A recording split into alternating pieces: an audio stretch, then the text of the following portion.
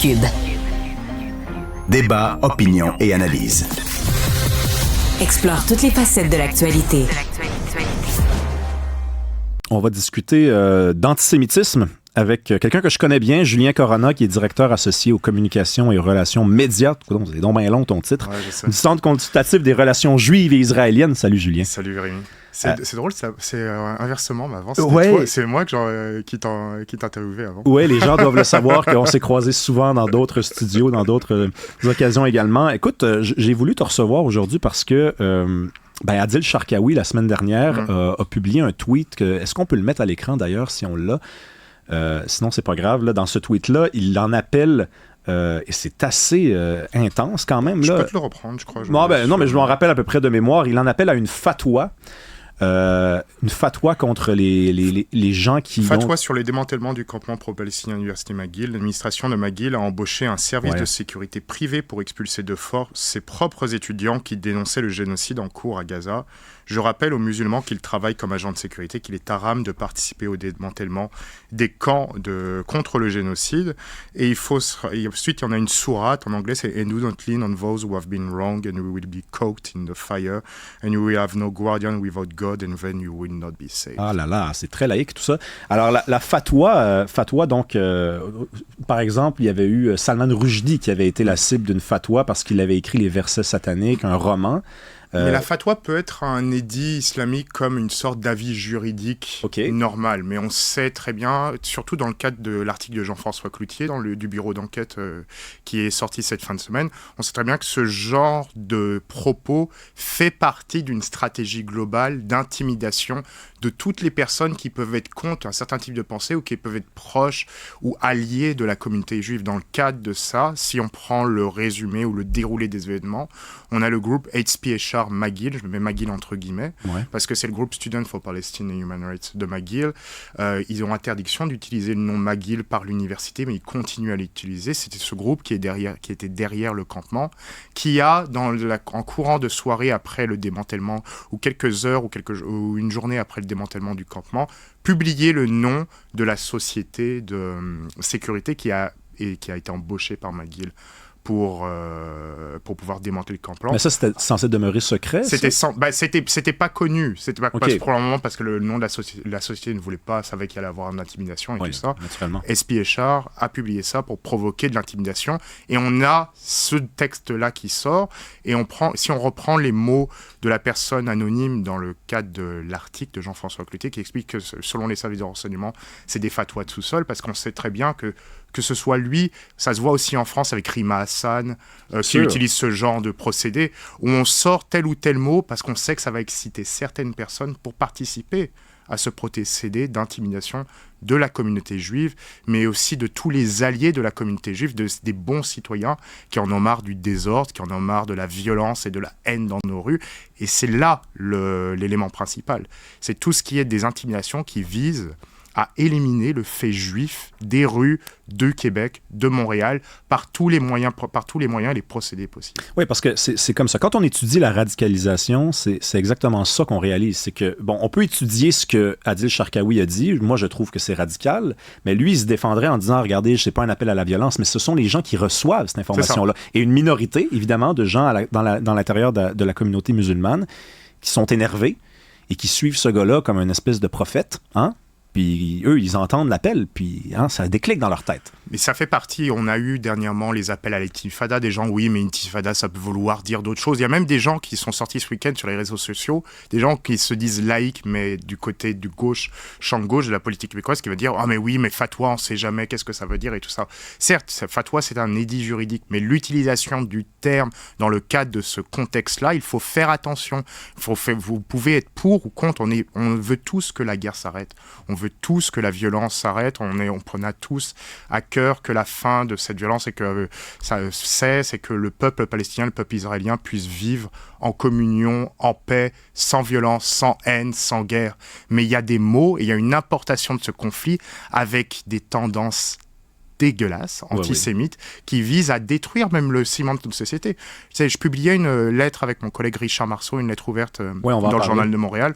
On expliquait comment c'est l'importation de ces extrémistes, parce que tu parlais à raison, l'extrémiste de droite, mais l'extrémiste de gauche, et tout ça fait partie de ces extrémistes-là, est en train de délier tout ce qui est le ciment dans notre société aux valeurs universalistes et tout ça. Il faut faire attention, dans le but de vouloir être pour ou contre dans le cadre d'un conflit, à ne pas choisir, à choisir certes les bonnes armes comparées aux mauvaises, qui vont être celles qui vont ensuite se retourner contre ses propres idées. Il y a un autre mot dans le tweet, moi je veux qu'on y revienne, là, c'est quand il dit que c'est haram, donc H-A-R-A-M, dit-il, Charkaoui, si vous êtes un musulman, de protéger l'idée des campements. Mais haram, ça c'est dans la loi islamique, ce sont des comportements qui ne peuvent pas être adoptés. Par exemple, c'est haram de manger du porc, c'est haram par exemple de consommer de l'alcool. Mais comment, c'est pas écrit dans le Coran que c'est haram de participer au démantèlement des camps anti-génocides. Le Coran a été écrit il y a 1300 ans. Probablement, c'est quelque chose, dans le cadre de son tweet, qu'il fait pour intimider aussi peut-être des employés musulmans dans le cadre de la société, afin de leur dire qu'ils doivent arrêter de faire cela, car sinon ils pourront peut-être aller en enfer. Donc là, c'est aussi un autre problème. On a une intimidation aussi à l'interne pour les employés de la même confession que M. Charkaoui, afin de les forcer à ne pas agir. Donc c'est aussi une intimidation contre la société de sécurité. Comment ils se sentent, les Juifs, à Montréal?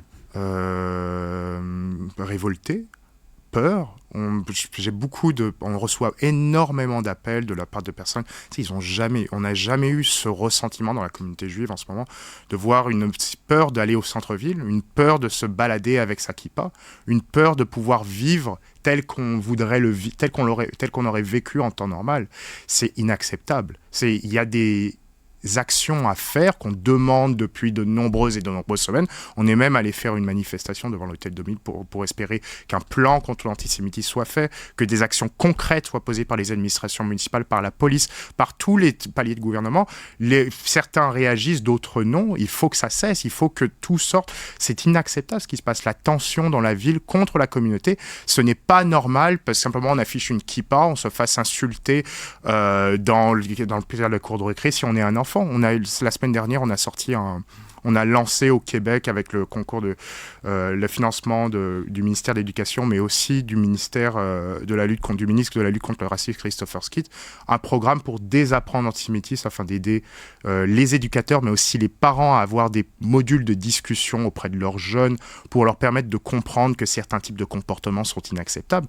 Il y a un travail monstrueux à faire, encore plus monstrueux maintenant du fait de l'importation de cette haine qui n'aurait jamais dû être importée du fait de ce conflit qui se passe à des milliers et des milliers de kilomètres de chez nous. Mais là, tu parles d'intimidation, tu pourrais aussi parler des balles. Ils se font tirer des balles sur leur commerce. Les cocktails Molotov qu'il y a eu dans d'autres synagogues aussi à l'échelle du Canada aussi. Le danger, t'as pas l'impression, Julien, que quand on discute d'antisémitisme, c'est le fait qu'on mêle toutes sortes de violences. On dit l'antisémitisme, c'est mal, l'islamophobie, c'est mal, le racisme, c'est mal. Mais contrairement aux autres formes d'intimidation, il n'y a pas d'autre communauté qui se fait tirer des balles dans leur commerce.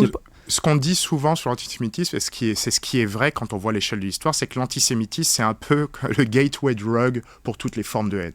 Après l'antisémitisme, on a l'homophobie, on a le racisme exacerbé, de l'antisémitisme par tous les types de haine. Par la justification de l'antisémitisme, on justifie toutes les autres haines possibles. Il y en a plein, imaginables. L'homme est un loup pour l'homme. Donc, mais lutter contre l'antisémitisme, c'est lutter contre toutes les formes de haine. Le fait de vouloir mettre à l'échelle, c'est quelque chose qui est compréhensible. Il y a énormément de haine contre les différents types de religions, mais la lutte contre l'antisémitisme, c'est la lutte contre toutes les formes de haine. Il faut que ça soit compris.